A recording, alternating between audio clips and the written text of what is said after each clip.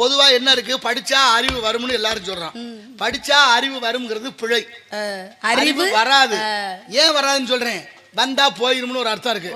காய்ச்ச வருது, ஒரு வாரம் கழிச்சு போயிரும்.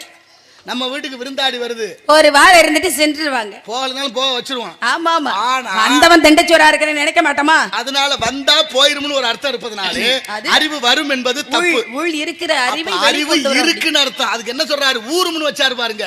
ஊரும்னா உள்ள இருக்குன்னு அர்த்தம். எப்படி மண்ணுக்குள்ள தண்ணி மறைஞ்சிருக்கோ அதுபோல அறியாமை என்ற அழுக்கால அறிவு மறைக்கப்பட்டிருக்கு. அதை வெளிக்கொண்டு வரணும். அந்த அறியாமையை போக்கிட்டோம்னா அறிவு கூட உண்மையான தன்மை வெளிப்படும். அப்படி வெளிப்படும் போது நிறைய சிந்தனைகள் நமக்கு தெரிய வரும். அதுதான் கற்கணும் படிக்கும் சொல்லிட்டே இருக்காங்க. உண்மை.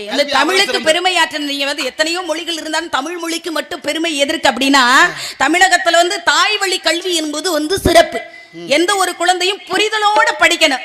புரிதல் வீட்டுல பழக்க வழக்க மொழியை கொண்டு கல்வியை புகட்டினால் அறிவு என்பது பச்சை மர தாணி போல பதிஞ்சிருக்கு. அயல் மொழிக்கு தான் இங்க மோகமா இருக்கு, தமிழ் மொழிக்கு மோகம். களவும் கற்று மர அப்படின்னு இருக்காங்க. ஆனா அந்த மொழியில் முதல் மொழியாக கொண்டு கற்கணும்னு ஒருத்தரும் சொல்ல கிடையாது. எல்லா மாநிலங்களும் அவரவர் தாய்மொழியை முதன்மையா வச்சிருக்காங்க.